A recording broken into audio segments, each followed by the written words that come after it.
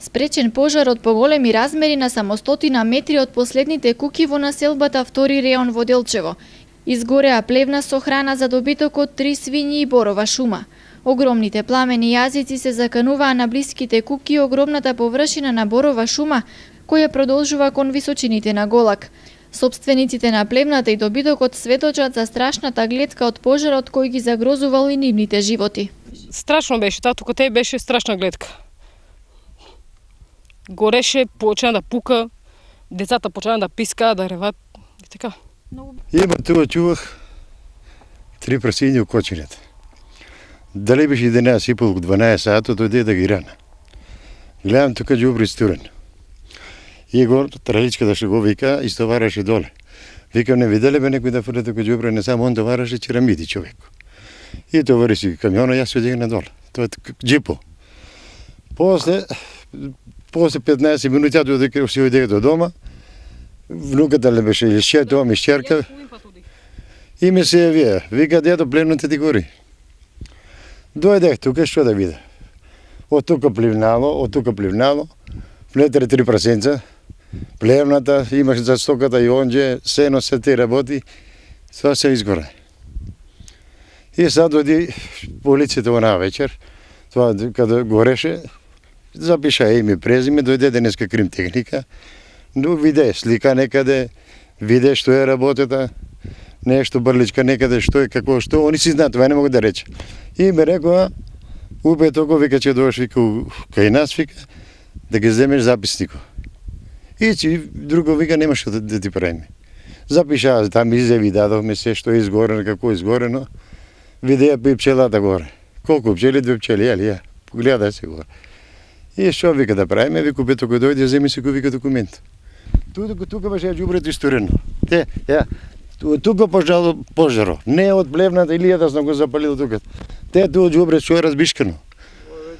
Од тука е горело. Комшијата тука да нема Станко, се вика. Он е дошел и мало тука 2-3 кофи вода. И тука имало доле малку вода. Плиснал, додека он да плисне ветер алнал и фанало нагоре. Кога дојдех, плевната гореше се. Спретноста и брзината на пожарникарите од територијалната противпожарна единица спречија уште поголема штета. Со сите расположиви сили и механизација ги спречија пламените јазици да ги зафатат и блиските куки и останатата борова шума. Значи вчера по пријава на дежурен полицаец беше во нашата противпожарна единица пријавено пожар на ова место. Значи веднаш нашата дежурна екипа излезе на лице местото со едно противпожарно возило и 4 пожарникари, како и уште едно теренско возило.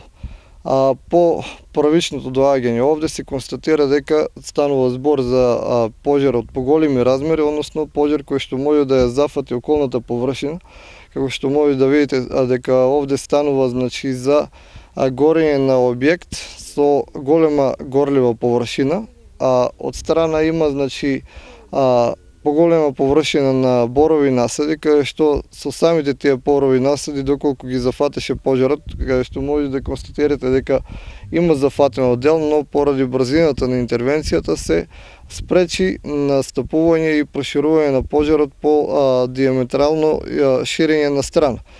Значи подоцна исто така веднаш беа мобилизирани уште една екипа, уште едно противпожарно возило со уште 3 пожарникари, каде што пожарот веќе дејствувавме од повеќе страни со заобиколување и со директен напад.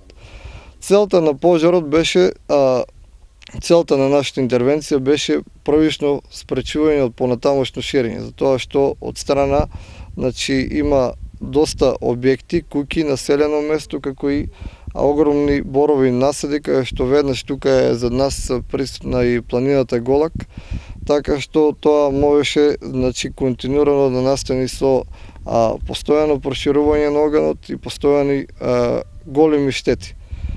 Сепак, како што кажав, ова стануваше збор за специфичен пожар со доста голем горлив материјал, значи со севкупната интервенција се интервенираше и значи го гасиме пожарот на најдобар начин што можеше за да биде спречена поголема катастрофа.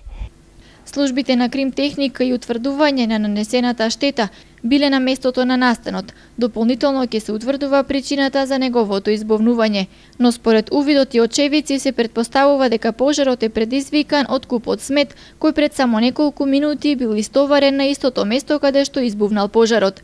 Овде се поставува прашањето дали совеста за пожарот ќе оди кај оние кои таквите места над градските населби ги користат за фрлање на секаков смет, или пак кај инспекцијските служби кои на таквите лица им погледнуваат преку прсти.